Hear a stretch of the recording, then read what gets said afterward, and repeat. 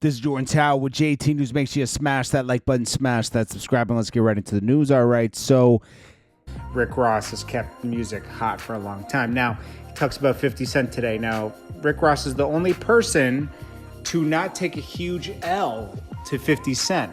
That was 50 Cent and Rick Ross kind of tied that one.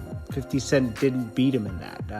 The Pimpin' Curly thing didn't really work so well. There wasn't enough. 50 Cent was not releasing, no matter who tells me in the comments if 50 Cent was releasing music during that time to go at Rick Ross, he wasn't. He went the Pimpin' Curly route. Rick Ross went the music route. And Rick Ross, I would say he won because he didn't let... He took the first shot at 50 Cent for no reason. And honestly, I shot the first video of him going at 50 Cent. He dumped out a vitamin water. That came out after Mafia Music. I distanced myself at that point because I was like, whoa, 50 Cent is coming in. And I don't want to have no problems with 50 Cent. I don't want to be affiliated with that. So I bowed out, okay? Spiff TV came in, shot Mafia Music, and that's, the rest is history. But, I'm surprised that Rick Ross is even speaking on it. He speaks on the 50 Cent beat. Do you see that coming also with you and 50, or you feel like man, we not there, or I didn't instigate, I'm good? Honestly, I'm a businessman. If 50 Cent still had value, I may have been done it. But not being funny, not on homie just ain't, he ain't that dude no more. We was riding through LA smoking the Hate It or Love It yesterday. Yes, sir. Hate It or Love It. The Underground's on top. Yeah. We was saluting Cool and Traders. That's Miami, who did the production. Game, 50 Cent, that was dope. If he was still making music like that, of course, when one of my dogs could hit me, Drake could hit me and say, Rose, I got 50 on the record. Okay, now 50 is not, as far as music-wise, he's right. 50 Cent isn't really the guy with music anymore. But 50 Cent's still that guy, okay? He got power. He got a bunch of TV shows out.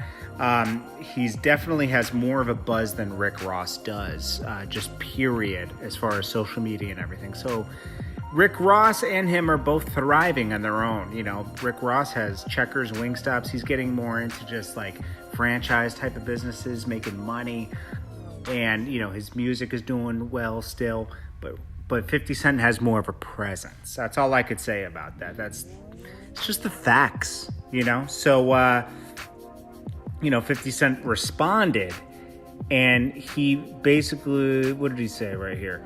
He said that he doesn't know what he's talking about. So I don't know what his value of music culture is at the moment. I never made music with him. I don't have any interest in making music with him. A lot of these guys, even when you make reference to the music culture and stuff like that, they're one-trick ponies. They're going to be gone. In hip-hop, they're going to say it's not what you have done, it's what you've done lately, right? So you could get to the next guys that get the momentum and try to survive based on that, but it's not a lot going on there. Okay, so, sorry, I read that like really stupid. But anyways, I get what he's saying in a way. 50 Cent's done accomplished a lot more than Rick Ross did musically, as far as sales and everything, but I don't know. Lastly, we got Jay Prince. Jay Prince is talking about, now, it seems like the cops are trying to set Jay Prince up in a way. They put there's this new pill in the street, and it has Rap-A-Lot pasted on it. And it's almost like they're trying to affiliate it with Jay Prince. And Jay Prince basically says...